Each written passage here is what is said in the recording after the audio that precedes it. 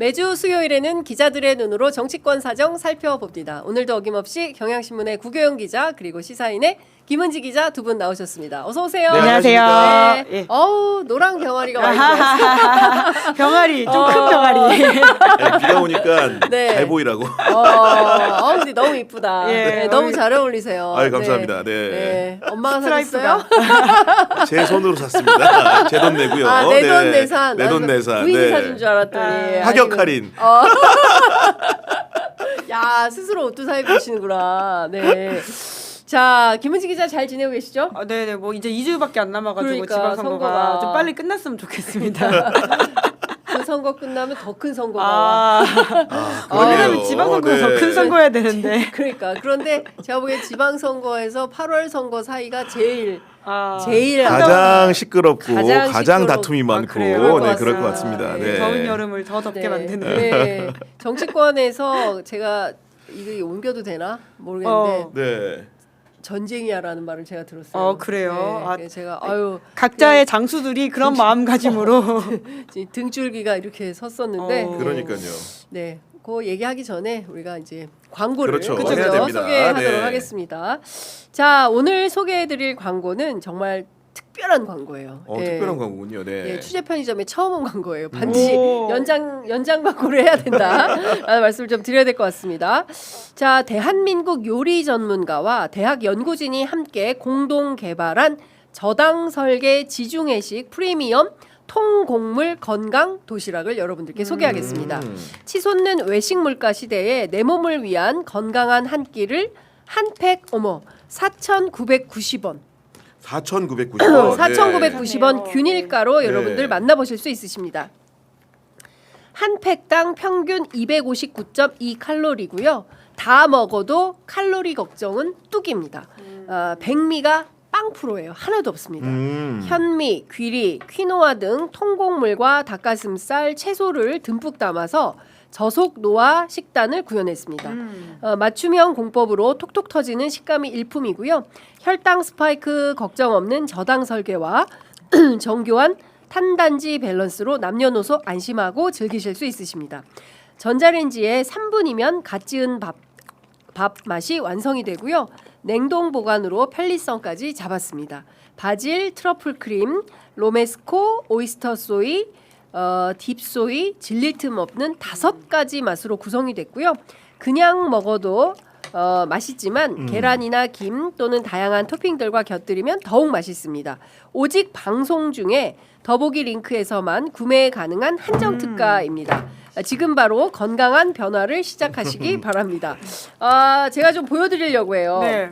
이게 저는 이게 뭐냐면 푸드싱크에서 만든 건데요. 지중해 품은 오이스터스 EN 그레인 상품이에요. 네. 저 같은 경우에는 벌써 뜯었어요? 다 먹었어요. 먹는 거 제가 보여드렸는데 지중해 진짜? 품은 트러플 크림 앤 그레인인데 네. 제가 어제 사실 파스타 전문점에 점심을 먹었거든요. 오. 야, 그보다 가격은 4분의 1인데 예. 맛은 이 트러플 그 크림의 맛이라는 거는 예. 정말로 그 고유의 맛을 잘 살려가지고 오. 마치 식당에서 방금 시켜가지고 나온 음식 마냥 맛있습니다. 진짜? 바질 네. 그레인, 로메스코 그레인 다양한 오, 맛이 그렇구나. 더 있어요. 저도 한번 먹어보겠습니다. 여기 네. 토마토가 이게 들어가 있어요. 그리고 이제 혈당 스파이크가 없다 그랬는데 저 같은 사람 보면서 많은 분들이 어떠냐고 궁금해하실 것 같아요. 혈당 스파이크가 없는 것 같습니다. 먹어보니까 맛있다. 전혀 부담스러운 맛이 아니고 맛있다. 고소하고 담백하고 네.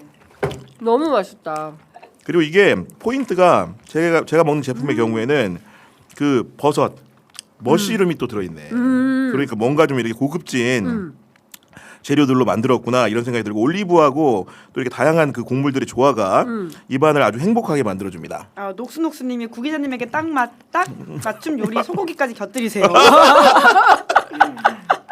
제가 아침에 뭐 계란만 안 먹고 왔어도 아니 근데 진짜 올리브도 들어가 있고요. 그다음에 캘리플라워도 들어가 있고 병아리 콩이 너무 맛있네요. 아, 병아리 콩. 콩이 건강하고 맛있는. 그러니까 네. 정말 방송만 아니면 계속 앉아서 먹고 싶다. 너무 맛있어요. 진짜. 라는 네. 생각이 좀 듭니다. 사실 저희가 이제 새벽 5시부터 움직여가지고 나와서 여태까지 이제 뭐 지금 배고플 때이긴 해요. 커피 한 잔으로 이제 버티는 네. 중인 건데 너무 이게 영양식이다라는 생각이 들어가지고 정말 좋아요. 예. 네. 광고주 분께서 나가지 마시고 저희하고 함께 해주시면 좋겠다라는 네. 생각이 좀 듭니다. 맛있어 보여요. 맛있게 정말 드시네요. 맛있어요. 그리고 네. 이제 그 부모님이나 이렇게 혼자 사는 1인 가구들 있잖아요. 맞아. 혹시나 누구의 케어를 못 받는 집 같은 경우에는 이거를 많이 사다가 이렇게 쟁여놓고 계시면은 집에서 부모님이 먹기에도 아니면 우리 아들 딸이 먹기에도 좋으니까 참고해서 이 조리도 굉장히 간편합니다. 보니까는 전자레인지 돌리면 땡이잖아요. 그냥 그러니까요. 예. 예. 따로 뭐 이렇게 불을 피울 필요도 없으니까. 그러니까요. 혼자 계신 어머니나 아버지 계실 때 이거 그러니까요. 예. 냉동실에 넣어드리고 하나씩 꺼내서 한 팩씩 전자레인지에 돌려서 드시라고 하면 큰 문제 없이 아주 좋습니다. 아주 네. 맛있게 드실 수 있을 네. 것 같습니다. 먹고 예. 싶다 이렇게 히로에랑님이 써주시기도 하고 호기파이는 구 기자님 푸바오 같다고. 네. 대나무 하나 갖고 와봐. 신명철님이 아침인가요, 점심인가요, 아니면 세차 마셨는데요. 브런치? 제 생각으로는 점심 대용도 괜찮을 것 같아요. 그럴 것 같아요. 요즘 같은 경우에는 특히 다이어트 하시는 우리 분들 맞아. 많잖아요. 점심에 네. 그리고 직장인들이 빠르게 이제 그쵸. 식사하실 맞아. 시간이 네. 없으신 분들은 회사에서 잠깐 돌려서 이렇게 드시면 될 것 같아요. 너무 좋을 것 우선 같습니다. 가격도 착하고 맛도 가격이 착하고. 너무 그러니까요. 네. 네. 네, 너무 일거양득이다라는 그러게요. 생각이 좀 듭니다. 네. 네. 여러분들께 그 꼭 소중한 한 끼를 책임지는 네. 상품이 되면 좋겠다는 생각이 좀 듭니다. 음. 자, 이거 저희 그 상품을 빼주시면 본격적인 얘기를 해보도록 하겠습니다. 네. 제가 정말 이거는 기가 막히고 코가 막혀가지고 어떻게 해야 되나 싶은 정도예요. 이 스타벅스. 아. 저도 이용을 많이 하는 커피숍이었는데 맞아요. 이제 딱 정이 그러니까요. 뚝 떨어졌어요. 가면 안 세상에 돼. 5.18 가야지 때 말아야죠 이제. 어떻게 탱크대이면 책상 탁이라니 이게 있을 수 있습니까? 아니 진짜 있을 수가 없는 일이죠. 그것도 이제 버젓이 5월 18일에 그날을 조롱이라도 하듯이 이런 문구가 담긴 광고 이렇게 이벤트를 했다는 것 자체가 너무 납득이 안 가고 지금 이런 문제들을 개인의 사소한 실수 젊은 직원들이 어떻게 보면 모르고 한 일 이런 식으로 이제 뭔가 몰아가려는 경향들이 있는데 기본적으로 이제 언론 보도도 많이 나왔지만은 이 광고 이벤트라는 게 층층 시야 여러 층위를 거쳐서 검증과 그렇죠. 스크리닝을 받고 나온 광고입니다. 그렇기 때문에 젊은 직원들을 뭐라고 문책할 게 아니고 실제로 4050 중에서 5.18 광주를 모르는 사람이 있습니까? 예를 들어서 그리고 광주뿐만이 아니고 80년 6월 항쟁에 어떻게 보면은 도화선이 됐던 우리 박종철 열사의 숭고한 죽음을 모르는 사람이 있습니까? 제가 보기에는 이 광고 이벤트를 스크린하는 과정에서 제대로 점검하지 않고 지나친 4050들에게 문제가 더 크다고 생각합니다. 네. 그분들을 상대로 해가지고 진정 어린 여러 가지 문책이라든가 여러 가지 징계 조치가 있을 때만이 국민 일부가 설득될 수 있을 것이다 이런 생각을 하게 됩니다. 네, 그러니까요. 이 와중에 노는 게 제일 좋아님께서 당뇨 있는 남편을 위해 주문하겠습니다. 아이디도 너무 좋네요. 네. 네, 특히 구 기자님이 맛있게 드시는 거 보고 네. 주문합니다. 야. 제가 구 기자님 안타깝게도 감사합니다. 당뇨는 없습니다. 다른 성인 질환은 좀 있지만요. 그러니까. 네. 아니 근데 지금 보면 이게 사실 오너 리스크 아니냐라는 비판이 있어요. 그렇죠. 네. 그러니까 이게 단순하게 그러니까 5월 18일 하루에 있었던 해프닝이라고 보기에는 켜켜이 쌓여왔던 역사가 있기 때문에 많은 분들이 비판을 하시는 거잖아요. 그러니까 지금 이 이벤트만 하더라도 4월 16일도 미니 탱크데이라고 해가지고는 문제적인 발언들이 맞습니다. 있었었고 뒤늦게 발견된 거 보니까. 근데 그것만 503. 예. 그리고 503도 박근혜 수임 번호가 아니라 일각의 커뮤니티에 맞아. 올라온 예. 글들을 보면 5.18과 관련돼 있는 잘못된 가짜 뉴스에 기반한 숫자라고 하더라고요. 네. 그러니까 뭐 그 유공자와 그리고 뭐 숨진 사람들의 어떤 차이, 그 차이가 숫자 차이. 있다라는 네. 주장을 하는 가짜 뉴스라고 하는 것 같던데, 그러니까 뭐 여러모로 문제적인 상황들인데 말씀하신 것처럼 그래서 그러니까 신세계의 그 정영진 회장 같은 경우에는 2022년에 윤석열 씨 당선 그 시기에 네. 멸공 챌린지라는 걸 하면서 극우적인 성향들을 보여준 바가 있고요. 네. 뿐만 아니라 작년에 저희 기자가 이제 한국에서 열렸던 마가복음회 현장을 취재한 적이 있거든요. 거기서도 입구에서 스타벅스 커피를 나눠주고 있어가지고 이게 무슨 일이냐라고 해서 저희가 스타벅스에 막 문의도 하고 기사를 쓴 적이 있는데, 그러니까 여러모로 그 문제적 행보를 했던 그 오너의 그 이야기가 맥락이 이어지다 보니까 이게 단순한 해프닝으로 보기에는 네. 이제 시민들도 많은 의심들이 켜켜이 쌓여와서 일종의 100도를 넘게 만드는 하나의 사건이 되어버린 것이고, 네. 그리고 단순히 이것만 가지고 우리가 문제 제기하기에는 너무 신세계의 문제적 행보들을 다시금 좀 봐야 된다라는 생각이 듭니다. 그러니까요. 지금 사실 이 문제뿐만이 아닌 것 같은데요. 이재명 대통령이 오늘은 무신사 네. 문제를 좀 지적했습니다. 다른 거 다 떠나서 사람의 탈을 쓰고 이럴 수가 있냐? 속건성 책상을 탁 쳤더니 억하고 말라서.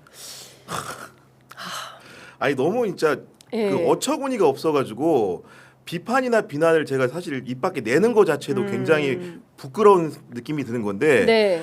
아니 솔직히 말해서 예를 들면 이제 제가 450을 비판하는 이런 겁니다. 우리 세대에 있는 사람들 중에서 박종철 열사를 모르고 대학을 다닐 수가 있나요? 그러니까 왜냐하면 87년 6월에 정말 그 6월 항쟁의 도화선이 됐던 사건이라고 제가 설명을 드렸었고 이분 같은 경우에는 박종철 열사는 정말 21살이라는 꽃다운 나이에 남영동 대공분실에 끌려가가지고 경찰 치안본부에 고문을 받다가 돌아가셨는데 그때 언론의 보도를 통해 알려진 사인 자체가 실제로는 고문치사임에도 불구하고 책상을 조사관이 탁 치니까 그 박종철 열사가 억하고 죽었다라는 정말로 말도 안 되는 그 극화된 이야기를 만들어낸 날조된 비방이거든요. 그렇습니다. 우리 민주화의 산 역사를 이렇게 어떻게 보면은 조롱조를 넘어가지고 물건을 파는 데 쓴다? 이거는 대통령이 비판하고의 문제를 넘어서 가지고 사회적으로 용서를 하면 안 되는 역사의 문제라고 생각이 됩니다. 그렇습니다. 남영동 대공분실에서 예. 물고문을 당해서 당시에 대학생이었던 박종철 열사가 결국 끝내 숨지는 사고가 발생을 했던 거고요. 여러분들 우리 영화로도 다 봤잖아요. 예, 1987. 그러니까요. 네. 다 봤는데 그 기업들이 이런 역사 왜곡을 통해서 어떤 극우적 사관 속에서 이거를 상술에 이용해 먹으려고 한다. 여기에 이용당하면 안 된다고 생각합니다. 현명한 시민들은 이런 기업에 이용당해서는 안 된다. 결국에는 이런 것을 돈벌이 수단으로 쓰는 거 아니겠습니까? 네, 그러니까 그 이재명 대통령이 오늘 올렸던 무신사 관련해서 사실 이게 2019년에 있었던 사건이라고 하던데요. 그러니까 그 당시에도 문제가 돼가지고는 그 무신사에서 그 사과를 하고 그리고 재발방 조책 같은 것들을 했다라고 합니다. 그러니까 오히려 19년에도 있었던 일들에 대해서 그럼 기업들은 수많은 이 리스크에 대해서 이미 숙지가 되어 있는 것이고 반복되면 안 된다라는 것을 충분히 알고 있었음에도 불구하고 지금 2026년 그러니까 7년이 지난 상황에서도 비슷한 건이 반복된다라고 하는 차원에서 그러니까 이게 정말 실수냐 이렇게 봐야 되는 지점들이 계속 생기는 것이죠. 그러니까요. 그리고 가장 코미디는 지금 뭔가 이제 스타벅스 코리아 사태 이후에 신세계그룹의 대처라고 할 수 있는 건데 임직원들을 상대로 역사 교육을 하겠다? 장난합니까 지금? 아니 어제 느닷없이 5.18 재단에 찾아간 것도 너무 황당하기도 했는데 이어서 이제 와서 무슨 역사 자기들이 왜? 야 정말 스스로 어처구니가 없다 정말. 본인들이 회사를 어떤 식의 분위기에서 운영했는지를 적나라하게 보여주는 사례이지 않습니까? 그러니까 정용진 회장이 갖고 있는 왜곡된 역사관이 회사 내에 투영돼 있는 거예요. 그리고 전해진 거죠. 그렇죠. 아래로까지. 예. 그렇기 때문에 아무 문제 없이 이런 그 기획안을 냈음에도 불구하고 위에서 누구도 하나 제지하지 않고 끝까지 올라가서 국민들에게 노출이 되는 예. 이런 현상. 과연 그 사이에서 아무도 이 내용에 대해서 문제의식을 갖지 않았을까요? 대한민국에서 역사 공부를 한 사람 중에서? 그러니까요. 이건 예. 논란의 문제가 아니고 사실상 방치거나 방조라고 봐야 되는 겁니다. 아니 솔직히 말해서 신세계 다니는 회사원 가운데 이게 문제라고 생각하지 않는 사람이 있겠습니까? 오히려 정용진 회장의 사관에 맞추느라고 그런 사람들이 승진도 많이 하고 그랬을 거 아니에요. 야 회장이 이런 거 좋아해. 부정선거 옹호해라고 생각을 하니까 거기에 줄 선 사람들이 이런 말도 안 되는 네. 막 아부성 기획을 하다 보니까 네. 결국 이 사달이 나고 문제가 되니까 아래부터 잘라버리는 거 아니에요?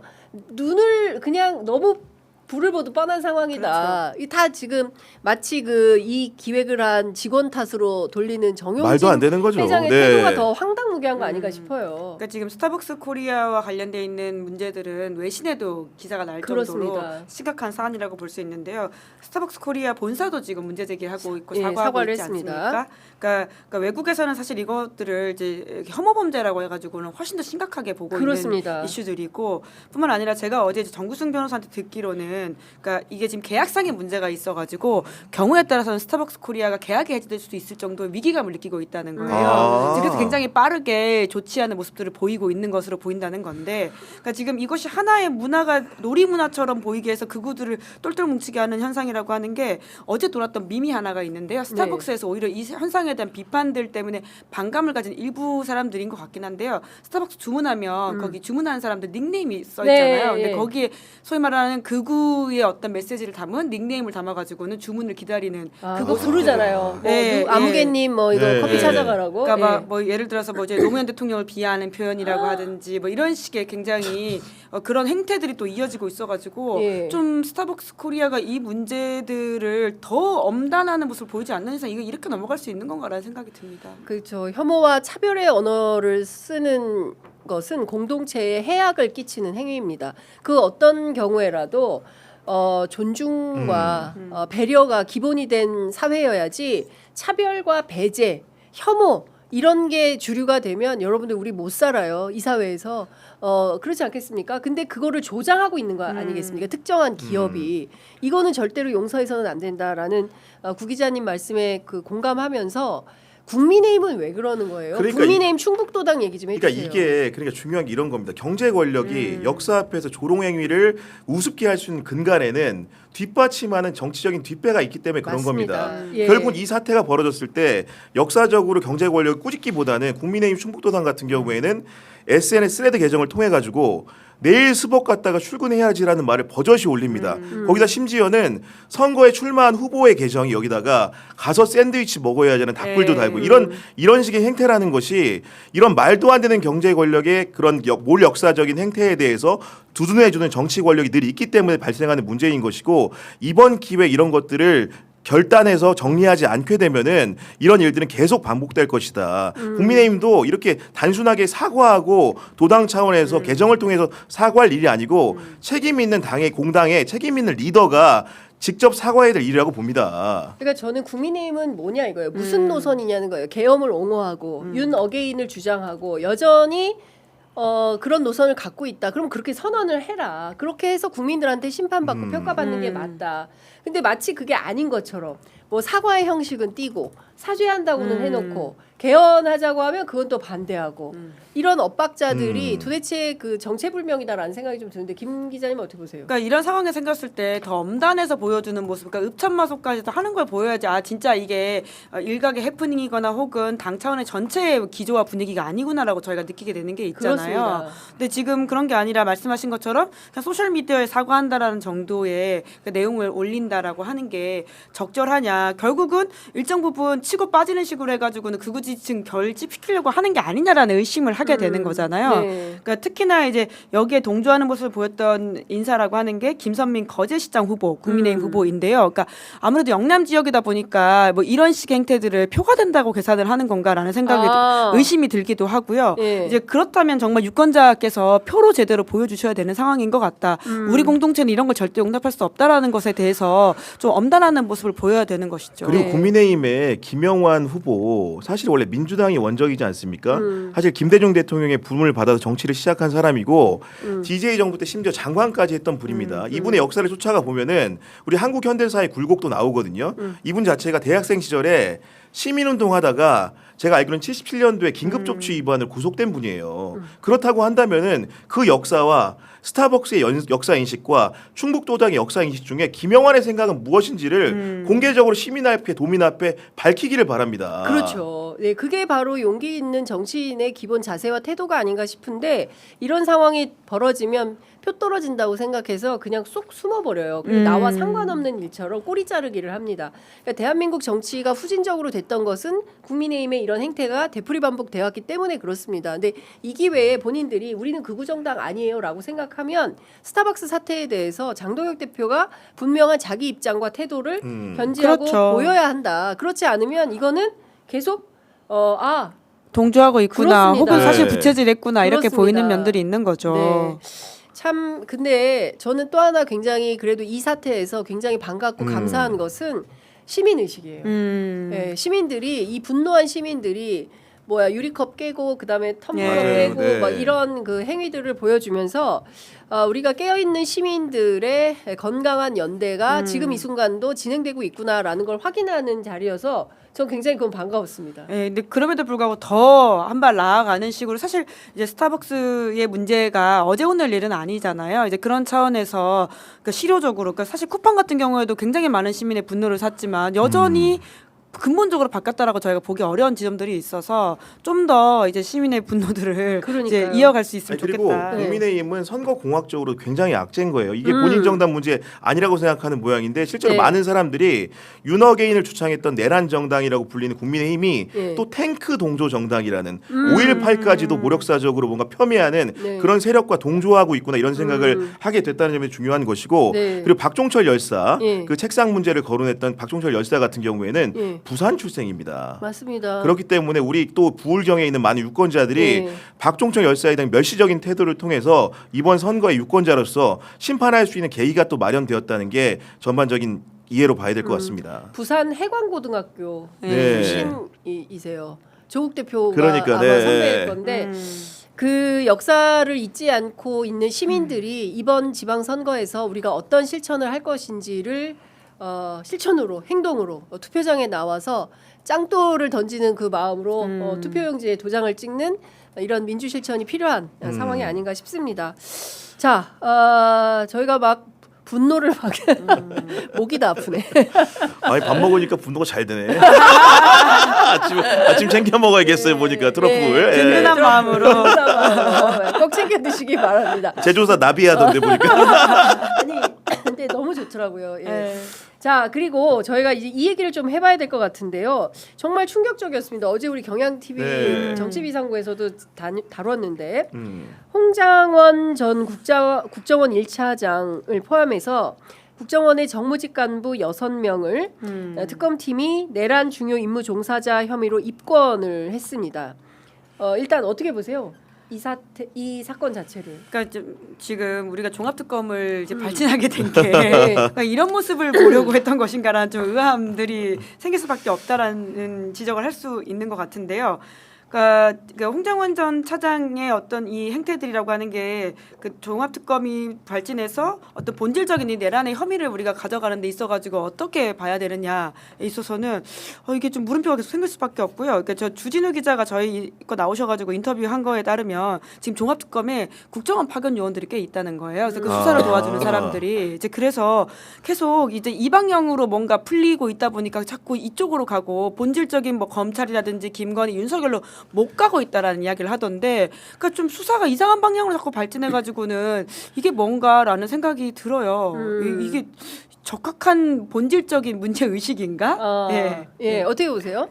저도 사실은 홍장원이라는 행위자가 이런 식으로 등장할 거를 상상을 못했던 예. 거고 그야말로 이제 어떻게 보면은 내부 고발자에서 지위 자체가 어떻게 보면은 탄핵 일부의 그런 동조를 한 것처럼 여겨지는 식의 보도가 나왔기 때문에 뭐가 진실인지는 사실은 실체 규명은 특검의 조사를 통해서 드러날 텐데 이런 점은 좀 있는 것 같습니다. 아마도 이제 홍장원의 그런 미래가 어떻게 되느냐 많은 분들이 관심을 가지시는데 홍장원은 어쨌든 간에 계엄 이후에 윤석열의 악행을 폭로한 사람이고 분명히 그런 부분들이 그 헌재 탄핵 심판정에서라든가 그리고 서울중앙지법 법정에서 있는 그대로의 진실을 말한 자격이 있는 사람이기 때문에 그 앞에 일부 윤석열의 지시하에 의거해서 국정원장이 지시를 받아서 한 일들 같은 경우에는 충분히 면책 사유가 될 수 있다고 봅니다. 어떤 점이냐면은 최혜병 특검에서도 여러 가지 이종섭에 대한 그 관련된 문제들로 윤석열에 대한 경로를 수사했을 때 임기훈 전 청와대 국방비서관이 그 실체 관계를 명확하게 진술함으로써 특검법상에 보장된 면책 조항을 통해서 기소유예 처분을 받은 바가 있거든요. 이번에도 홍장원 그 전 차장이 그 특검 조사 과정에서 거짓말을 할 거라고 저는 생각하지 않습니다. 정무직 회의에서 어떤 일이 있었던 것인지 조태용 원장을 통해서 어떤 지시를 받고 예를 들면 CIA에 접촉을 했다고 한다면 어떤 경위에서 그렇게 만나게 된 것인지를 소상하게 진술함으로써 그 윤석열과 조태용 일당들의 악행들을 다시 한번 수사를 통해서 응징하는 계기로 삼는 게 중요하다. 그렇게 좀 말씀을 드리고 싶습니다. 네. 그 관련해서 이제 저도 너무 궁금하기도 하고 해서 어제 이제 밤늦게 특검의 고위 관계자와 핵심 관계자 두 분을 이제 전화 통화를 네네. 통해서 이제 취재를 했는데요. 일단 이런 겁니다. 이것은 제가 특검의 이제 취재를 말씀드리는 거지 제가 뭐 특검을 옹호하거나 그렇죠. 뭐 이런 건 네. 입장, 네. 특검의 입장을 들어보는 건데요. 이를테면 지금 말씀하신 것과 관련해서 전체 이제 40명을 참고인으로 불러서 조사를 했다는 것이고, 그리고 이제 중요하게 얘기하는 것은 우리는 말로 하는 것이 아니다. 국정원의 서버를 압수수색을 한 사실을 주목해서 봐달라. 네. 강제 수사를. 네. 네. 그렇기 때문에 이 압수수색의 서버를 압수수색하는 과정에서 객관적인 증거를 특검팀이 확보를 했고, 그 중에 하나가 정무직 회의록이고, 그리고 산하의 부서장 회의가 있었다. 네. 그리고 이 과정을 통해서 확인된 사실들이 있다. 네네. 그래서 이 사실들을 가지고 22일 내일 모레입니다. 홍장원 차장이 이제 출석해서 조사를 받게 될 텐데 네. 이 조사 과정에서 어떤 내용을 진술할지는 지켜봐 달라. 이렇게 이야기를 하고 있습니다. 그리고 이제 또 한 가지 특검팀에서 이제 그 고위 관계자가 저에게 이야기해 준 것은 우리가 기억하고 있는 홍장원의 진술은 순간이다. 네네. 몇 분이다. 그러나 내란의 밤은 길었다. 네. 네, 내란의 밤은 길었다. 그러니까 우리가 알고 있는 그 홍장원의 동선은 굉장히 짧은 것이고 굉장히 긴 과정이 있었다. 그런데 그 긴 과정은 다 없고 그 촌각에 대해서만 우리는 알고 있고 네. 그것만 가지고 평가를 하는데 음. 앞뒤 전후 과정을 다 살펴보는 게 지금 특검팀의 수사 과정이다. 네. 이렇게 이야기를 했습니다.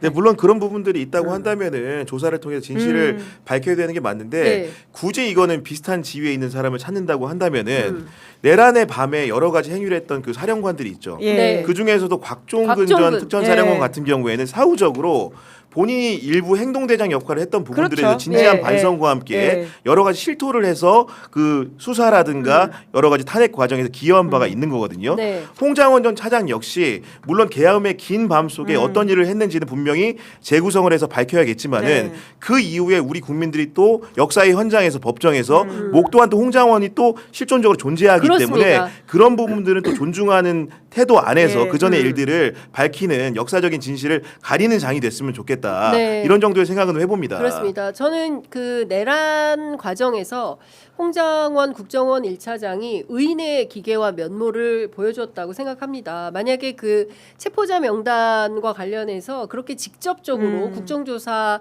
현장에서 증인으로 맞아요. 출석해서 네. 그런 발언을 하지 않았다고 예. 한다면 우리 국민들한테 대단히 신선한 충격을 주지 않았을 거다. 그게 역사의 기류, 판단의 기류를 바꾸는데 결정적인 역할을 했다. 저는 그 부분은 굉장히 역사가 평가를 할 만한 부분이고 또 특검에서 그밖에 다른 증좌들을 수집을 해서 수사를 진행하고 있다고 하니 특검팀의 수사는 또 지켜볼 일이다. 이런 네. 정도로 정리하는 네. 게 좋지 않을까 싶고 특별하게 어떤 사안에 대해서 함부로 예단하거나 네. 추측해서 그렇죠. 네. 상황을 몰고 가는 것은 대단히 부적절하다. 이런 말씀을 좀 드려야 될 것 같습니다. 근데 다만 종합특검이 아쉽다라는 이야기를 계속해서 할 수밖에 네. 없는 게, 그러니까 지금 1차 종료 시점이 거의 코앞이거든요. 근데 지금까지의 상황에서 결국은 많은 사람들이 종합특검까지 다시 이제 했으면 좋겠다라고 생각하는 것은 이 내란의 어떤 본질에 집중했으면 하는 그렇습니다. 마음인 거잖아요. 네. 그러니까 당연하게, 그러니까 그 홍장원이라는 사람이 어떤 종합적인 삶의 어떤 궤적에서 특히 내란 당시를 보면 부적절한 것들이 있을 수 있겠죠. 네. 그런데 이제 그 우선순위를 봤을 경우에 우리가 뭐 윤석열, 김건희의 어떤 내란에 가담했던 혹은 뭐 그날의 그 김건희 역할 이런 것들이 더 궁금하다고 그때 한참 그렇습니다. 이야기를 했었었는데 그러니까 어떤 도덕적 평가와 형사처벌은 굉장히 다른 문제일 수 그렇습니다. 있는데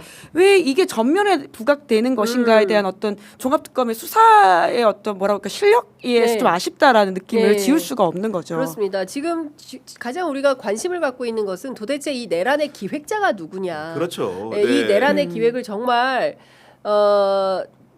누구죠? 갑자기 판사 이름이 생각이 안 나네. 지기현, 예. 네. 지기현 판사의 주장처럼 뭐 하루 이틀 전에 욱해가지고 우발적으로 저지른 어떤 행동인 것처럼 민주당에서 자꾸 예. 무슨 뭐 탄핵한다 그러고 예산 삭감한다고 해서 화가 나서 우발적으로 감행한 어떤 우연한 사건인 것처럼 그렇게 판결문을 썼는데 과연 그러한 거냐? 그게 아니라 그동안 오랫동안 기획되고 사실 이제 관저 이전부터 시작해서 윤석열 정권 3년 전체에 흐르는 과정에서 면밀히 준비되고 예비되었던 것이냐 이제 이런 것들을 좀 밝혀내야 네. 되는 건데 그 부분은 아직 수사가 진 적이 없는 것 같습니다. 그런 진척이 부분들이 좀 없는 많이 아쉬운 거 결국은 조은석 특검이 1차적으로 기소한 부분이 있는 거고 네. 그 수사에서 불충한 부분들을 2차 종합 특검이 밝혀주길 바라는 건데 김은지 기자도 얘기했지만은 뭔가 1차 그 수사했던 조은석 특검의 꼬리를 묻는 듯한 느낌이 들어요. 그러니까 혐의 구성이라든가 범죄 사실에 대한 증명이라는 것이 제가 느끼기에는 그때 사실은 처벌하지 않았던 부분들을 다시 꺼내서 처벌하는 듯한 느낌이랄까. 예. 그러니까 새로운 기획이나 실체를 밝히기보다는 그때 당시에는 약간 지엽적으로 여기서 처벌하지 않았거나 공소 사실의 범위를 넓히지 않았던 부분들을 넓혀서 새롭게 처벌하는 느낌 이런 걸 봤기 때문에 지금 2차 종합특검이 종합특검이기 때문에 여러 가지 성격이 있는데 내랑 관련된 수사 부분 특히나 더 아쉬운 생각이 좀 많이 든다. 이은우 전 KTV 원장 같은 경우에도 분명히 잘못을 한 건 맞는데 조은석 특검이 이미 기소해서 1심 때 징역 5년을 받은 바가 있고 이번에 영장을 청구하면서 구성한 범죄 사실이라는 것이 그 전반적인 범주 안에 일부 들어 있거든요. 그렇기 때문에 뭔가 좀 그러니까 재판 다시 한다는 느낌이 든다라는 말씀을 좀 드리는 것이고 여기서 그럼에도 불구하고 종합특검 희망이라고 한다라는 것은 김건희 관련된 수사가 굉장히 중요한 것이고 세 가지 특검 중에서 가장 불비했던 수사가 김건희 특검이었기 때문에 2차 종합특검의 사명이라는 것은 김건희가 내란에 개입을 했는지 김건희가 검찰 수사를 어떻게 무마했는지 또 김건희가 어떻게 관저 이전에 개입을 했는지 이런 부분들을 밝히는 게 있는 것이라고 보는 것이고 그 마지막 사안 같은 경우에는 영장 청구를 통해 가지고 김대기 전 대통령 비서실장이라든가 그 이후에 윤재순 총무비서관이라든가 김호진 전 국토부 1차관 같은 분들의 영장 청구를 했는데 이것이 또 분수령이 돼가지고 다른 식으로 이제 뭔가 2차 종합특검의 생기를 불어넣을 수 있는 뭔가 분기점이 됐으면 좋겠다 이런 생각을 해봅니다. 저도 세 분의 영장이 기각될까봐 그게 제일 걱정입니다. 네. 여하튼 저희가 이제 상황을 지켜보도록 하겠습니다. 어쨌든 저희들이 취재한 내용을 전달해 드렸고요. 자, 앞에 저희가 보니까 오전 10시부터 삼성전자 노동조합 노사가 사후 조정 최후 담판을 시작했다라는 보도가 이제 들어오고 있는데요. 원래 당초는 어제 2차 사후 조정 회의로 끝나는 걸로 그랬죠. 이제 알려져 있었는데 차수를 변경해서 오늘 오전 10시부터 다시 시작을 합니다. 지금 막판 쟁점이 하나 정도 남아 있다라는 네. 거고 어제 그 박근수 중노위원장, 중노위원장. 네. 중노위원장의 기자들의 막 질문이 쏟아지니까 오늘 마치 이제 타결 가능성이 있는 것처럼 한 문장을 이야기를 했어요. 합의 가능성이 있다. 예. 어떻게 전망하십니까? 전반적인 기류 자체가 합의가 될 것 같긴 합니다. 지금 쟁점이라는 게 저도 이제 여러 가지 뭐 취재물들을 통해서 확인을 해보니까 네. 결국은 그 영업이익을 어떤 식으로 나누고 언제까지 이렇게 줄 것인가의 문제가 좀 다른 차이가 있는 거고 네.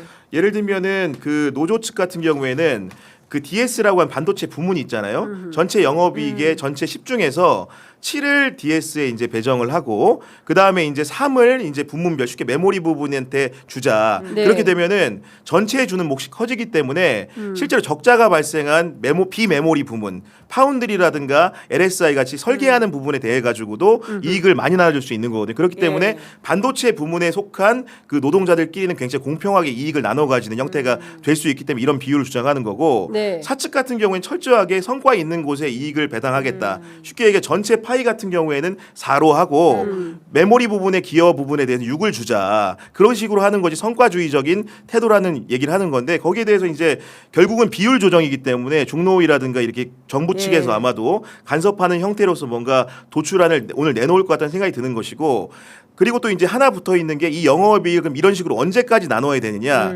사측 같은 경우에는 3년이라는 주장을 하고 있는 것 같고 3년 동안 이렇게 주겠다. 아마도 그 사이클적인 부분을 생각한 것 같아요. 노조 같은 경우에 그보다 긴 5년을 주장하고 있기 때문에 이 역시 또 가운데 숫자가 있습니다. 3과 5 사이에는 네. 비율도 아까 얘기했지만 7대 3과 4대 6 사이에는 또 그렇죠. 숫자들이 있어요. 그렇기 때문에 6.5대 3.5대 제가 보기에는 타결은 사실은 기정사실화된 그러게요. 것으로 네, 보이는데 저도 그렇게 그런 봅니다. 비율에 대한 조정의 문제만 남았다. 네. 이런 설명을 드리는 게 맞을 것 같습니다. 삶도 부럽네요. 본인들은 진지하겠지만 솔직히 그러니까. 이런 이야기 듣고 있으면 야 3년간 와 3년간 성과급을 야. 네. 그러니까 어쨌든 3년간은 이제 계속 이게 네. 지금 성과가 될 거라고 나올 하는 전망이 하는 있는 전망 거죠. 속에서 네, 이제 네. 3년은 하는데 그 다음은 이제 다시 협상을 하자. 네. 야. 3년 이후는 다시 보자. 근데 야. 3년간 이제 내리 성과급을 받게 되는 것에 대해서 우리 김 기자님이 너무 부러워하고 네, 있다. 말만 네. 들어도 왜냐면 거기 특히 모수가 크잖아요. 네. 그래서 퍼센트가 그러니까, 1% 포인트만 네. 옮겨도 굉장히 금액이 달라지긴 네. 하거든요. 자, 시사인은 부럽습니다. 3년 말고 네. 3개월. 3개월이라도. 네. 자, 그런데 이런 부분은 어떻게 봐야 됩니까? 근데 지금 계속 보면 최승호 그 초기업 노조위원장에 대한 이러저러한 그 구설이 많아요. 예, 예, 네, 특히 이제 하청업체와도 성과를 나눠야 되는 거 아니냐. 이제 시사인 예, 보도인데요. 맞아요. 예. 정규직은 공부도 많이 한 분들이고 일률적으로 같은 선에서 봐야 되는 것은 아니다. 네. 그러니까 이게 소위 말한 공정 논란이라고 할 수 네. 있을 텐데요. 공정. 이제 문재인 정부 때도 그 임국공 사태라고 해가지고 이제 그때도 이런 식의 논쟁이 있었던 것으로 기억하는데 그때보다는 사실 이제 사회의 논의 수준이 훨씬 더 올라와 있기 때문에 다른 이야기를 할 수 있는 시간이 열렸다라고 생각을 하긴 합니다만은, 그러니까 뭐 우선은 전제하자면 그러니까 노동자의 파업이라고 하는 게 임금 조건이 가장 핵심이기 때문에 그러니까 부러운 마음이 있긴 하지만 저는 이 파업이 틀렸다고 생각하지는 않거든요. 이제 그럼에도 불구하고 일정 부분 이게 사회가 로또를 받았다고 생각하는 경향들이 있는 것이잖아요. 네. 물론 엄청난 노력과 사회적 투자와 자본 그리고 노동자의 역할 그리고 뭐 CEO의 전략적 판단 같은 게 있긴 하겠지만 그럼에도 불구하고 갑작스럽게 이제 한 만 단위의 사람들이 사회적으로 로또를 받았을 때 이걸 어떻게 해야 되는지에 대한 우리가 논의가 시작됐다고 저는 생각을 해요. 근데 이 로또를 맞은 것에 있어서 오로지 나의 노력이라고만 생각한다면 거기서부터 사실 합의가 되게 어려운 지점들이 네. 있는데 지금 자꾸 그것을 그러니까 우리는 로또 받을 만한 자격이 있는 사람들이고 나머지 사람들은 때를 쓰는 거야라고 이야기한다면 점점 더 서 있는 자리가 좁아지게 되겠죠. 지금도 사실 좀 그런 측면들이 네. 있잖아요. 근데 이제 자기들은 이게 로또가 아니라 노력에 의한 거다. 따라서 뭐 노력이 있긴 있겠죠. 네, 우리에게 성과급을 지급하는 것은 너무나 당연한 거다. 근데 이제 MBC가 그 기획 보도를 잘했던데 네. 그 없더라고요. 그러니까 TSMC라든가 아니면은 미국의 이제 주요한 반도체 기업들을 쫙 전수 조사를 했는데 우리처럼 영업이익의 몇 % 이렇게 주는 나라는 없어요. 고정으로. 예, 예. 그렇죠. 우리 대체로 주식으로 주어서 TSMC 같은 경우에도 그 직원들이 엄청나게 엔비디아다. 엔비디아. 주식으로, 엔비디아가 예. 주식으로 예, 줘서 받아가죠. 네, 엄청나게 그 부자가 되었다. 예. 직원들도 네, 왜냐면 이런 주가가 엄청 주가가 뛰었으니까. 뛰었으니까. 근데 이제 그런 방식인 거죠. 네. 근데 그럼 우리는 어떻게 할 거냐? 그리고 이제 영업이익만 놓고 따지는 게 맞냐? 네. 왜냐하면 이 영업이익 안에는 모두의 이제 노력이 들어간 거지 정규직 노동자들의 노력만으로 영업이익이 그렇죠. 생긴 예. 건 아니잖아요. 그런 차원에서 사실 고민해봐야 될 게 많은 거죠. 김은지 네. 기자님 말씀하신 대로. 그러니까 결국은 이제 그 삼성에 속한 노동자들이 이렇게 파업을 하게 된 계기 같은 경우에는 이익을 나눠주는데 네. 무슨 근거로 나눠주는지 모르겠다. 그 내용을 공개해달라고 하니까 회사 같은 경우에는 뭐 세후의 영업이익에서 자본 비용 같은 걸 빼고 주는 거다라고 말은 하는데 정확한 산식을 공개하지 않다 보니까 그리고 간명하게 가자. 영업이익이 얼마를 달라 이거 공개된 숫자 아니냐 이런 식으로 하다 이제 파업이 된 건데 그런 숫자 논쟁을 넘어서 가지고 이번 파업을 보는 언론의 그런 관점 같은 게 굉장히 복잡 미묘한 것 같아요. 일단은 대기업 노조의 싸움이라는 점에서 그렇고 지금까지 우리가 뭐 노조의 힘의 크기를 얘기할 때는 대기업 노조 현대차 정도였는데 네. 사실 삼성이라는 주체가 새롭게 등장했다.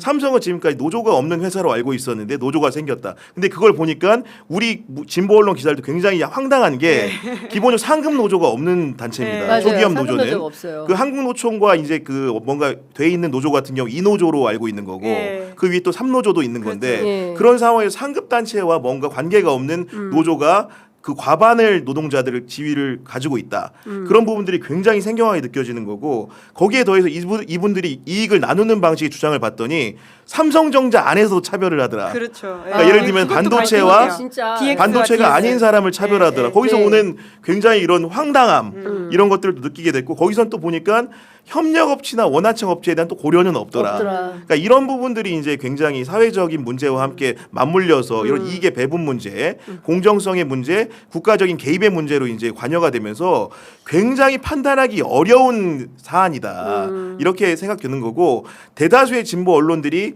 정부의 긴급 조정은 행사가 될 것 같지는 않고 안 할 것 같지만은 그런 언급에 대해서는 또 부정적인 뉘앙스를 많이 비쳤거든요. 왜냐하면 좀- 헌법이 보장한 권리를 맞아요. 침해하는 거기 때문에 정말 진보 언론들도 이 사안을 마주하면서 판단하기가 쉽지 않다. 이런 생각이 많이 들었습니다. 네, 저도 네. 어떤 생각이 들었냐면 진보 언론도 수구이가 필요하구나. 네. 이게 보면 이제 취재하면 취재할수록 자괴감들 들고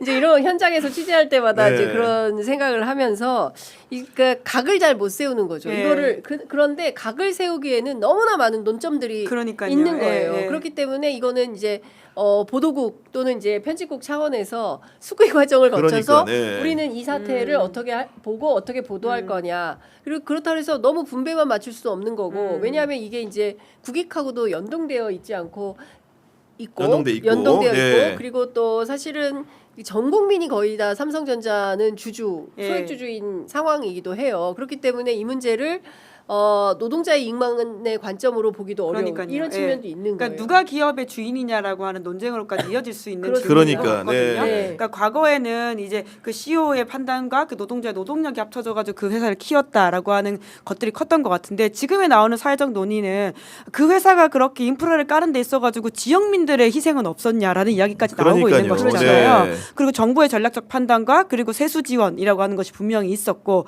그리고는 주주들이 주식을 사가지고 회사가 이제 투자되는데 큰 역할을 했다 이런 것들이 합쳐져가지고는 이제 과거의 기본적인 방식으로만 이해할 수 없는 회사의 주인이 누구냐라고 하는 논쟁들이 좀 치열하게 일어나는 것 같고요. 그러니까 이게 그렇습니다. 보면은 옛날에 삼성 문제를 취재하면은 결국은 총수 일가가 얼마나 더 가져가냐 이런 문제였는데 갑자기 노동자가 주체를 등장해서 이익을 더 가져가냐 문제가 되니까 이런 논점 자체가 너무나 생경한 겁니다, 솔직히. 그다음에 예. 이제 삼성 문호조 경영에 대한 비판, 그다음에 이제 노조를 만들지 않는 것에 대한 문제 제기. 근데 이제 새롭게 노조가 생겼는데 상급 단체는 없고, 없고, 예. 뭐 어떤 사실 이제 직장 협의회 같은 거죠. 정말 직협이죠. 냉정히 직접 말씀드리면. 네. 예, 예. 그리고 이제 이게 끝나면은 노조를 분화시킨다는 거잖아요. 그 각기 뭐 그런 식의 이제 사업단위별로. 불편 불만을 토로한 거죠. 네. 그러니까요. 이제 그 텔레그램 소통방에서 마무리되면 노조 분리를 고민해 보자. 이제 이런 거를 이제 얘기를 한 거고 DX는 솔직히 못 해먹겠다. 이제 이런 발언까지 나왔기 때문에 이게 전부 다 나눠지는 건데 저는 그래서 사실은 정책 당국자들이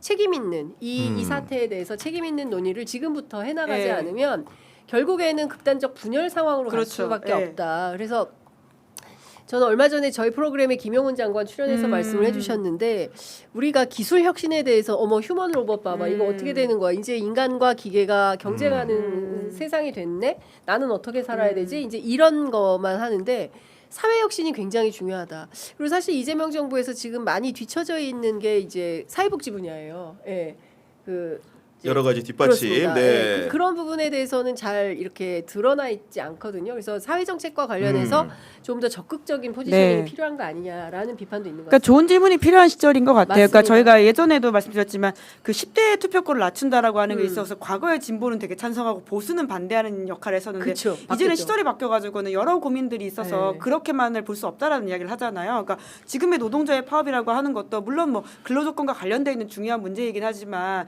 그러니까 이 회사의 노동력을 구성하는데 중요한 요소가 무엇이었냐라는 질문으로 이어지는 게 AI 시절의 이야기다 보니까 그 단편적으로 과거의 문법 그대로 이야기하기 좀 어렵다라는 그렇습니다. 생각이 들어요. 예. 수기가 아마 예. 그 말씀이신 것 예, 같고. 예. 그참 그래도 역동적이에요. 전 세계에서 이렇게 유튜브를 기반으로 해서 이게 옳은가 저게 옳은가 그쵸, 우리가 그쵸. 이렇게 따져보고, 살아야 되는가 네. 따져보고 생각해보고 그리고 또 대안에 이제 집단지성의 힘을 통해서 대안을 만들어내는 이런 나라 참 대단하다. 근데 사실 되게 재밌는 게 재밌는 나라. 그 지금 삼성의 선대회장 같은 경우에는 자기 눈에 흙이 들어와도 노조가 그러니까. 안 된다고 했는데 손자가 그렇게 노조 만들어. 네, 그래서 제가 막내 기자 때까지만 하더라도 그 삼성의 노조 탄압이 되게 중요한 맞습니다. 사회적 아이템이었고 예. 그 노조 사람들 몰래 만나가지고 취재하고 맞아, 이런 것들 되게 예. 큰일이었거든요. 맞아요. 근데 이제는 자발적으로 노조를 다 이렇게 만들어서 싸우는 모습뿐만이 아니라 사실 지금의 주식 호황이라고 하는 게 물론 오늘은 좀 많이 떨어지긴 했습니다만은 국민연금 이슈와도 그렇습니다. 연관이 예. 돼가지고 작년만 하더라도 이준석 대표 같은 사람들이 국민연금을 세대 갈등 이슈로 가져가려고 예. 했는데 지금은 그런 얘기가 쏙 들어갔어요. 들어갔어요. 그러니까 정말 너무 시절이 연설이 빨리 바뀌고 예. 질문을 빨리 옮겨가야 된다는 생각이 들어요. 그러니까요. 아, 숨차요. 벅찹니다. 이슈가 너무 많아가지고. 네. 근데 기자하긴 참 좋은 나라다. 아니 뭐 어디 기사 보니까 그 삼성 그 전자 직원들 중에 해외 연수 가신 분들이 다 들어온다고. 오늘 조선일보 기사. 복귀해달라고 그런다고 그래야지 네. 이번에 그 영업이익을 나누는 성과급을 받을 수 있기 때문에 네. 그 귀국행 비행기를 끊고 맞아요. 싶어 표를 끊고 싶어한다 이런 식의 보도까지 있더라고요. 연수 기간은 보니까. 산정이 네. 안 되기 네. 때문에 갑자기 연수를 끝내고 오려고 한다. 뿐만 아니라 그뭐 출산이나 육아휴직을 갔던 사람들도 지금 다 급하게 돌아온다. 뭐 이런 식의 기사들이 하이닉스엔 이미 있었어요. 네. 그러니까 굉장히 바뀐 풍경들이 너무 예. 재밌다. 옛날 네. 같으면 육아휴직 가서 안 네. 돌아오거든요. 행복해야 네. 되기 때문에 일해야 되는데 일단은 파이가 생기니까 더 행복해질 수 그러니까 있으니까. 그게 가족의 미래를 위해 더 올바른 빨리 선택이다. 들어가야 돼. 그래서 예. 막 예전 같으면은 이제 출산휴가만 끝내고 나오면 막 비인간적이다 막 이랬는데 이제는 네. 출산휴가도 다 안 쓰고 막 그러니까 나오는 거 환경이 아니에요? 굉장히 바뀐 거죠. 그렇습니다. 자, 지금 그 한일 정상회담 어제부터 음. 안동에서 진행 중에 있는데요. 그 일단 성과라고 한다면 네. 또 LNG 특히 또 원유와 맞아요. 네. 관련해서 한일 양국 간에 협력을 하게 됐습니다. 다카이치 총리가 너무 예. 반가워하는 것 같아요. 네. 다음에는 온천에서 만납시다. 이제 이런 제안을 했는데 1박 2일간의 셔틀 외교 어떻게 평가하십니까? 일단 아까 우리 앵커 말씀해주신 그 원유나 LNG 부분에서 성호 간의 전략적 네. 협력을 하기로 했다라는 것은 네. 굉장히 중요한 징표입니다. 어떤 네. 거냐면은 우리가 쉽게 얘기해서 원유가 없을 때는 일본 걸 빌려다 쓰고 일본이 부족하면 우리가 빌려주겠다는 얘기를 한 거거든요. 그렇기 때문에 사실상 양국이 이 문제에 대해서는 공동적으로 대처하기로 했다라는 게 굉장히 이번 정상회담의 성과로 여겨지는 거고, 그리고 우리 같은 경우에는 석유화학 산업의 구조의 특성상 원유 가공 제품을 잘 만들거든요. 최근에 일본 보도들을 봤더니 일본 같은 경우 나프타가 없어가지고 심지어 포장재 있잖아요. 칼라풀한 포장재를 흑백으로 바꾸고 있다는 거예요.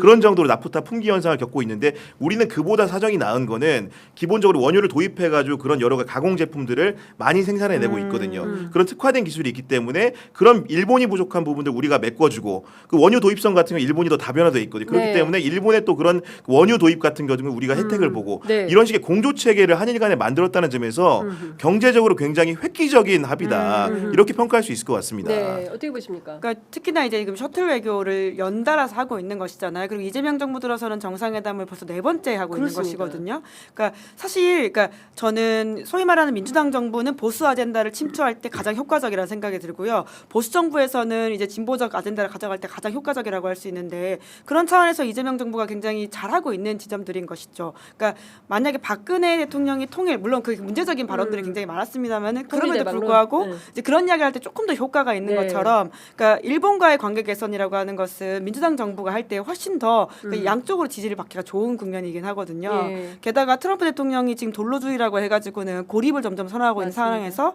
한중일의 어떤 연대들이 필요하다라고 봐야 될 텐데 물론 일본은 중국을 빼고 발표를 하긴 했습니다만은 인태 위주의 발표를 하긴 했지만 우리 정부 발표에 따르면 또 한중일의 어떤 맞습니다. 협력 이야기까지 이어지고 있어서 예. 그러니까 여러모로 안정감을 이 불확실 시대에 주고 있다라는 게 좀 평가의 한 포인트인 것 같고요. 국제 정세적으로는 그러한데 사실 지금 선거를 또 앞두고 있는 예. 직전에 안동이라는 곳에서 그 지금 정상회담을 했다는 것도 어떤 부분에서 눈여겨봐야 될 포인트인 네. 것 같습니다. 그러니까요. 저는 그 다중의 포석이 있는 안동회담이다라는 생각이 좀 들고 저희가 이제 조만간 그 권오을 보훈부 장관님 오. 모셔서 그 후일담을 그렇군요. 네. 듣게 됩니다. 예, 저희가 예. 여러분들 뭐 저희가 참 열심히 섭외합니다. 재밌겠네요. 예. 5.18 이야기도 좀 물어봐 주시면 좋을 것 5.18 얘기도, 같아요. 예, 예, 장도혁 하고 대표 오고 이런 것들에 그렇습니다.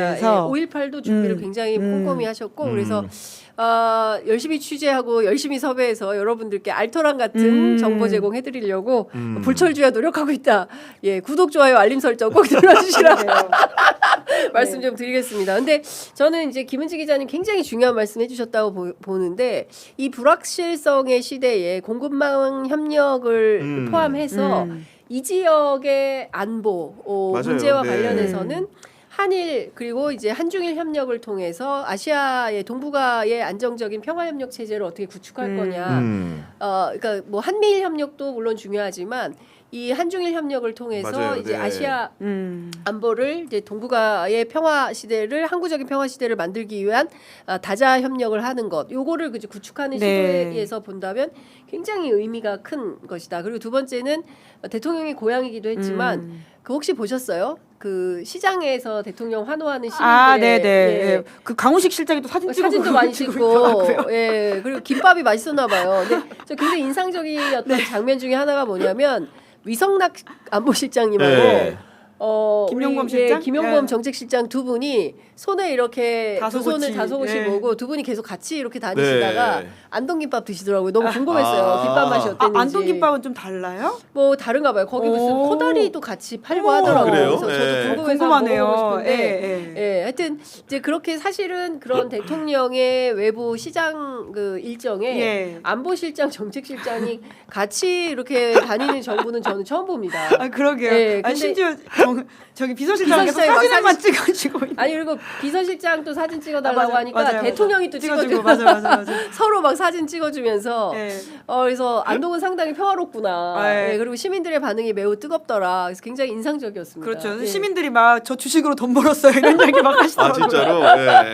자연스럽게 예. 그런 이야기 나와가지고 그러니까요, 예. 대통령이랑 이런 이야기를 하는 게 좀 재밌는 장면이긴 해서 네. 그러니까 시장에 가면 이재명 대통령이 좀 장점이 확실히 나온다 이런 맞습니다. 생각이 들기도 하고 예. 전날은 또 광주에 네, 있다가 광주시장. 그 지난주에 남대문 시장을 예, 갔었고 네. 요새 좀 시장 행보가 굉장히 광폭이다 맞습니다. 싶긴 예. 하더라고요. 남대문 씨 근데 이제 시민들의 그게 마음이 너무 느껴지더라고요. 그러니까 뭘 너무 고마우니까 뭘 주고 싶은 거예요. 그러니까 김밥값도 안 받으려고. 그리고 떡값도 그냥 안 받으려. 이거 안 받으면 큰일 난다. 막 이래도 계속 그냥 갖고 가라고. 네. 근데 약간 대한민국 국민들이 갖고 있는 게 하나 있잖아요. 정, 예, 그렇죠, 예. 그렇죠. 예. 초코파이.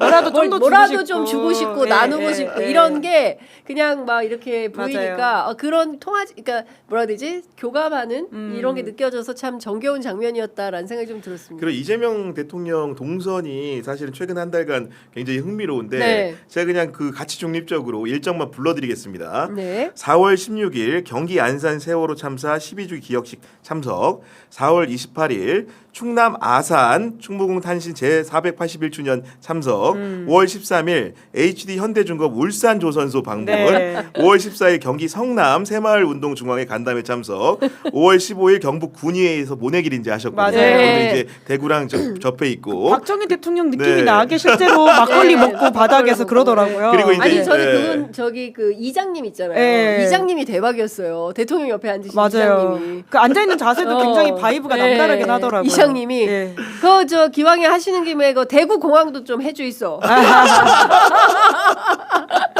네, 그리고 예, 일정이어서. 일정. 네. 아니 그렇게 해서 이제 네. 일정들을 소화했고 이제 안동까지 네. 이르렀다. 그리고 안동에서는 또 이제 주변에 이제 재래시장도 찾으셔가지고 예. 여러 가지 이제 먹거리 모습이라든가 아니면 경제 민간 경제 부분들 같은 거 챙기는 모습을 보여주었다 이런 건데 어쨌든간에 다 떠나서 여러 가지 뭐 이렇게 이걸 또 이제 색안경을 끼고 뭐 선거 운동을 전국적으로 다니네 많이 합니다만은 기본적으로 인기 있는 대통령이고 국정 운영에 대한 그런 시민들이나 국민들의 지지율이 워낙 높기 때문에 할 수 네. 있는 겁니다. 인기 그렇습니다. 없는 대통령이면 과연 이렇게 다닐 수가 못 있을까요? 가요, 못 가요. 다닙니다. 못 가요, 못 가요. 네. 가면 야유 나오는데도 네. 어떻게 하겠어요. 그러니까 네. 못 가죠. 그 과거에 이제 윤석열 씨가 대통령이던 시절에 부산 엑스포와 관련해 가지고 실패한 이후에 재벌들 다 끌고 가가지고 떡볶이 떡볶이. 먹었던 적이 있잖아요. 그러니까 그런 것들과는 굉장히 좀 비교되는 장면이라는 그러니까요. 생각은 들어요. 네, 그렇습니다. 자, 좀 새로운 시대를 맞이해서 새롭게 가는 상황에서 좀 여쭤봤고요. 지방선거 좀 여쭤볼게요. 판세 어떻게 보십니까? 전국 판세. 지방선거 판세. 네, 전국 판세. 지금 뭐 이제 그 정청래 대표가 어제 이제 방송들에 출연해가지고 말했다시피 물론 이제 이걸 일각에서는 네. 엄살적 표현이다 이런 평가도 합니다만은 실제로 각종 지표 조사를 보면은 그 부울경 상황도 사실은 심상치가 않고 뭐 대구 경북은 사실 말할 것도 없는 상황이고 서울 같은 경우에도 원래는 4월 조사 때만 하더라도 10% 포인트 이상 벌리는 격차가 있는 조사들이 많았던 반면에 이달 들어서는 점점 이렇게 좁혀지고 심지어는 오차 범위 내에 있다라는 조사도 나오고 있거든요. 그렇기 네. 때문에 분명히 선거는 선거고 2주 앞으로 다가온 판세는 굉장히 접전 양상으로 가고 네. 있다. 이런 정도의 생각은 해봐야 될 것 같고 그런 의미에서는 영남 선거에 조금 더 이제 뭔가 변화적인 요인들이 민주당 입장에서는 필요하지 않을까라는 생각을 하게 됩니다. 네, 어떻게 보세요? 그러니까요. 그러니까 여튼 문재인 정부 때 대통령 지지율이 70%대를 기록할 때 14곳 중에 17곳 중에 14곳을 석권했다라고 합니다. 네. 그러니까 3곳이 이제 야당 혹은 무소속이 가져갔던 것이고요. 그리고 지금 윤석열 씨가 대통령일 때도 50%대 지지율이었는데 17곳 중에 12개를 이겼다라고 해요. 그러니까 3개, 5개를 졌거든요. 네. 근데 지금 이재명 대통령 지지율이 60%대란 네. 말이에요. 네. 그럼 한 4개 정도일까라고 하는 예측을 하게 되긴 하는데 그때보다는 지역구가 하나 줄었어요. 네, 그래서 16개라고 음. 본다면 3개 정도일까? 13대 3일까라는 그냥 평균적인 예측을 해보게 되긴 하는데 네. 근데 하나하나 또 따져보면 여기서는 그래도 민주당이 선전하고 있는데라는 생각이 들어서 거기가 어딜까라는 네, 그러니까요. 마음이 들긴 하네요. 특히 이제 저는 이번 선거 영남이 굉장히 중요하다고 생각하는데 부울경. 네. 그리고 이제 대구 경북인데 저는 대구 경북에서 특히 주목하는 두 곳이 있으니 하나는 이제 경북이고 다른 하나는 이제 박형룡 후보와 이진숙 후보가 경쟁하는 최근에 대구 여론조사, 달성군. 네. 달성. 최근에 그 대구 MBC 의뢰로 에이스 리서치가 여론조사를 한 결과를 보면 더불어민주당 박형룡 후보 지지율이 41.7, 국민의힘 이진숙 후보가 48.5로 나타났습니다. 6.8% 포인트의 격차를 보이고 있는 건데요. 이거 이 정도면 해볼 만한 거 아닙니까? 대구에서 이런 정도의 숫자를 본 적이 없어요, 저는. 저도 본 적이 없는 것 네. 같고 아마도 그거는 국민의힘 스스로가 자초한 일이라고 봐야겠죠. 이진숙 후보는 누가 뭐래도 그 대구시장 선거에 올인할 것처럼 얘기했고 무소속으로라도 국민의힘 후보 다툴 것처럼 하다가 갑자기 전략공천을 통해서 추경호 후보의 지역구로 오다 보니까 대구 시민들 입장에서 봤을 때도 우리를 가지고 지금 뭐 하는 거지? 네. 이런 식의 반문을 던질 수밖에 없는 거고 그런 부분들이 사상 초유의 여론조사 결과를 만들고 있다. 이런 분위기라고 한다면 박형룡 후보가 정말 김부겸 후보랑 손잡고 단결해서 나간다고 한다면 그 결과가 어떨지 장담할 수 없다고 보입니다. 그러니까요. 그러니까 달성군의 국민의힘 당원들이 대거 또 탈당을 해가지고는 김부겸 후보를 지지하는 상황도 있었었거든요. 이제 그런 걸 봤을 경우에 지금 전반적으로 국민의힘 안에서의 아직 결집이 좀 덜 되어 있는 부분들이 있는 것 같긴 한데요.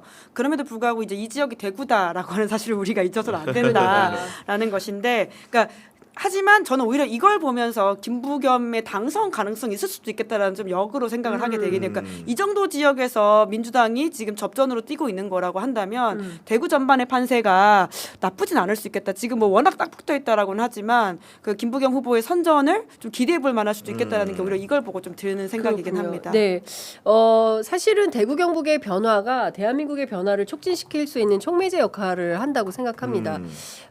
왜 그 지역만 이렇게 그 고립된 섬으로 있어야 하나? 거기도 젊은이들이 있고 뭐 여러 분들이 계실 텐데, 그럼요. 예, 그냥 계산하지 않고 국민의힘만 찍을 것이 아니라 다양한 컨텐츠를 접하면서 좀 새로운 상상력을 가지고 좀 새로운 변화에 그렇죠. 예, 네. 도전하면 좋겠다라는 생각이 좀 들기도 합니다.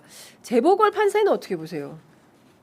재보궐도 이제 네. 결과적으로 저는 부산 복합 같은 경우에는 부산시장 선거랑 연동해서 볼 수밖에 없다라는 생각이 들거든요. 네네네. 그러니까 지금 여론조사에선 전반적으로 하정우 후보가 1등을 이제 유지하고 있는 상황이고 그 4대 3대 2 정도의 구도가 굳어지고 있는 상황인 것 같은데, 그러니까 특히나 적극 투표 지지층으로 가게 되면 하정우 후보 조금 더 올라가는 모양새고 한동훈 후보는 거의 똑같이 나오더라고요. 이제 그 정도로 한동훈 후보의 어떤 그 지지자들은 뭉쳐 있다라고 하는 생각은 드는데, 그러니까 여튼 부산 북각 같은 경우에는 전재수 후보가 지역이었던 곳이라는 거죠. 만약에 전재수 후보가 부산시장으로 당선 가능성이 점점 더 높아진다면 하정우 후보는 러닝메이트 격이기 때문에 당선 가능성이 올라간다고 봐야 되지 않을까 이런 생각이 들긴 합니다. 그리고 부산 이번에 재보선 지역이 총 14곳인데 원래 그 원적으로 따지면 민주당이 13곳을 갖고 있었어요. 그렇죠. 그 유일하게 대구만 한성만 사실은 국민의힘 소속이었기 그렇죠. 때문에 이 싸움에서는 13대 1로 시작하는 게 맞습니다.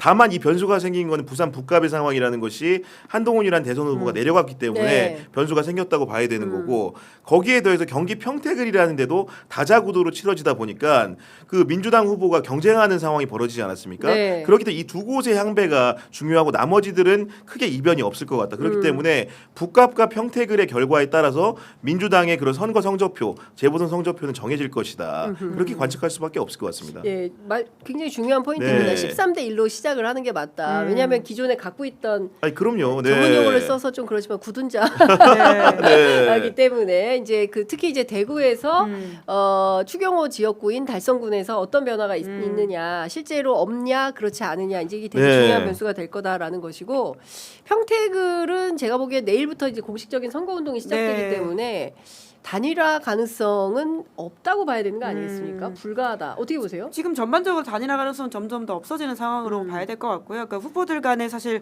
그 굉장히 격화된 감정이라는 것들도 물리적으로 화학적으로 좀 함께하기는 어려운 상황으로 가지 않을까라는 판단이 듭니다. 네, 그 박지원 의원이 조국 후보에게 양보를 네. 제안을 네. 했어요. 조국의 미래를 위해서는 네. 김용남에게 양보해라 이런 네. 건데 그건 이제 민주당원이기 때문에 하는 말로 봐야 될 것 같고요. 그만큼 서로 공중전도 치열하게 하고 있는 상황인 것인데 네. 각자가 미래가 달려 있는 상황이어서 그러기 쉽지 않을 것 같다라는 네. 생각입니다.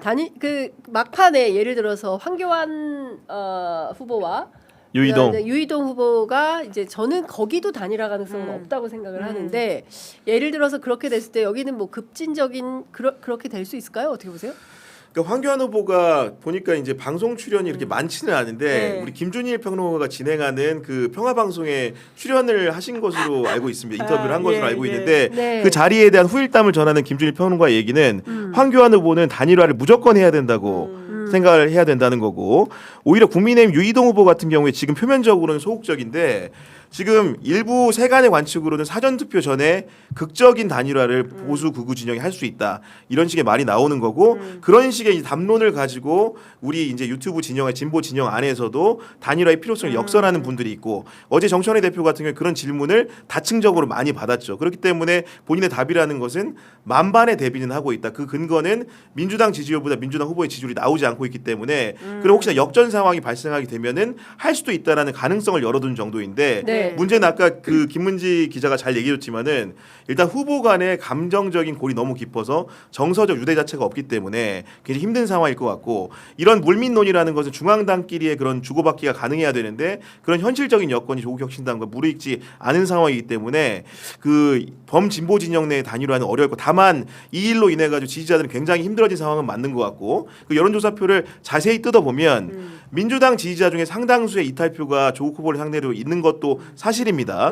그런 분들이 또 상당수가 단일화를 원한다는 응답을 하고 있으니까 네. 단일화가 전체 그 조사 표본에서는 단일화에 반대하는 여론이 높지만 예. 그 표본을 성향별로 뜯어보면 중도와 진보, 특히 진보 진영에서는 단일화 의견도 높아요. 근데 보수 당연히 그 진영에서는 전략적으로 반대하는 사람도 있을 것이고 그 안에는 김용남 후보에 대한 확장성 때문에 반대하는 사람도 있을 텐데, 여하간 보수에서 단일화 반대하는 여론이 압도적으로 높은 거예요. 그래서 총합이 사실은 단일화에 반대하는 의견이 높다고 나오는 거거든요. 그렇기 때문에 지지층 안에 의견은 좀 다른 부분이 있다. 왜냐하면 그 선거를 하게 될 경우에 만약에 조국 후보의 지지자라고 한다면은 국회의원 재보는 조국 후보를 찍고 나머지 광역 의원이라든가 시장 선거에서는 민주당을 찍어야 되거든요. 그렇기 네. 때문에 이중적인 투표 행태를 스스로 안에 내적으로 해소하지 못하는 감정 때문에 지지자들은 감성적으로는 단일화를 원하는 방향이 분명히 있다. 그렇기 때문에 이제 후보들도 놓치지 않고 말하는 부분들은 민심의 향배에 따른다라고 하는 게 아마도 그런 정도의 가능성은 열어두는 것 같습니다. 네,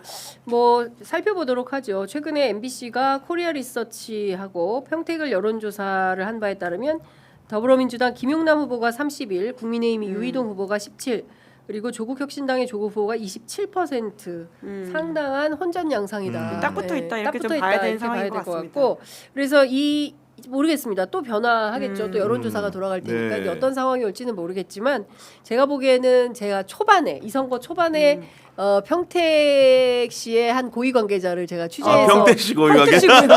평택 시장인가요? 어이, 훅 들어오시네. 네, 애매한 오자 구도가 네. 계속될 거다라는 아. 전망을 이제 초반에 딱 선거 초반에 하셨는데요. 거의 적중하고 있다. 네, 적중하고 아. 있다. 확실히 이제 정치의 굴욕은 무시 못한다. 무시 못한다라는 역시 생각이 고위관계자 좀 아무나 하는 거 아닙니다. 끝으로 누군지는 나중에 확인해드리겠습니다. 예. 그 끝으로 방금 들어온 단독 보도 하나 있어서 알려드려야 될 것 같은데 저희가 시작할 때 스타벅스 이야기를 굉장히 오래 했잖아요. 예. 정원호 캠프에서 스타벅스 출입 및 물품 반입 금지령을 공지했다 이렇게 밝혔습니다. 그러니까 네. 지금 스타벅스 이슈와 관련해 가지고는 정원호 캠프는 딱 각을 세우겠다라고 하는 그렇네요. 이야기를 네. 했네요. JTBC 단독 보도. 이게 정말로 어떻게 보면 남은 선거운동 기간에 그 개별 기업에서 시작했지만은 정당의 그런 관여로 비춰지는 부분이 있기 때문에 사실 굉장히 공세에 국민의힘이 시달릴 수밖에 없다. 선거판을 뒤집을 중대 변수로 등장했다고 해설할 수 있을 것 같습니다. 그러게요. 그러면 오세훈 캠프는 어떻게 반응할 것인가 좀 이런 게 궁금하긴 하네요. 네. 예. 근데 이거 공지 아니에요? 공지인데 단독이에요? 그래요? 뭐 단독이라고 이렇게 빨리 얘기하네요. 전문 용어로 시간차 단독. 네. 다 쓸 거예요 이제. 네, 네. 5분 안에 다 쓴다. 네. 네. 하여간 JTBC 단독이다라는 말씀 좀 드리겠습니다. 아까 저희가 이재명 대통령 그 X 메시지 말씀 좀 드렸는데요. 요거는 제가 직접 읽어 드리는 게 좋을 것 같아서 말씀을 좀 드리도록 하겠습니다. 그 제작진께서 준비되면 X 화면을 좀 올려주시면 좋을 것 같은데요. 박종철 열사 고문치사 사건 그로 시발된 6월 민주항쟁을 모욕하고 조롱하는 광고입니다. 제보받은 것인데 진짜인지 확인해 봐야겠습니다. 여러분도 함께 확인해 봐 주십시오. 2019년 광고라는 거죠. 사실이 아니길 바라지만 사실이라면 참으로 심각한 문제입니다. 돈이 막이라지만 사람의 탈을 쓰고 이럴 수가 있을까요? 예, 이런 글을 올렸습니다. 다른 거 다 떠나서 이런 기업들을 이런 기업들의 상품을 우리가 계속 사주는 것은 이러면 이 사람들 또 계속해요. 예. 그래서 그 아니다라고 판단할 때는 딱 끊어주는 센스. 이런 게 필요하다라고 생각이 좀 듭니다. 그리고 저도 청와대에서 잠깐 메시지가 온 게 있어서 설명을 좀 드리도록 하겠습니다. 민주화 운동 그리고 희생자 모욕에 대한 대통령 글 X 지금 방금 관련해서 그 백불 자료가 좀 나왔는데요.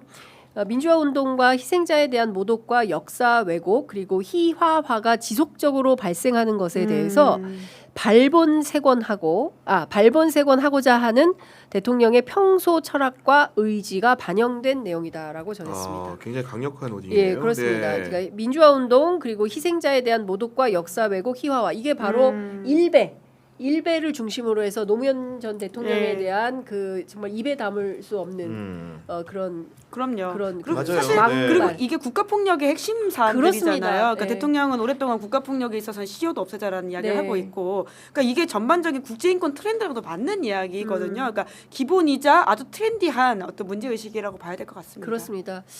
4.3부터 시작해서 네. 5.18 그리고 그밖에 모든 민주화운동 과정에서 있었던 수많은 희생자들에 대해서 명복을 빌지는 못할 망정 이렇게 나서서 왜곡하고 그리고 그릇된 태도를 보이는 것은 용서할 수가 없다. 역사가 네. 그들을 용서하지 않을 것이다라는 말씀을 좀 드리겠습니다.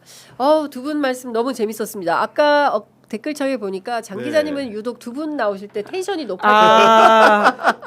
제가 평소에 너무나 존경하고 애정하고 사랑하는 동료 기자분들이시기 때문에 제가 더 그런 것 같습니다. 재밌게 봐주셨으면 더 감사하고요.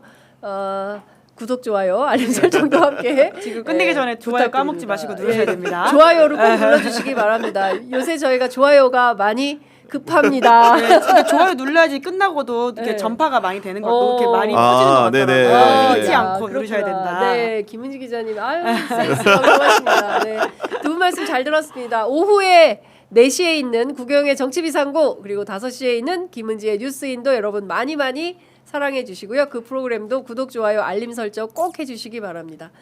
함께 해주셔서 너무 고맙습니다. 감사합니다. 네, 감사합니다.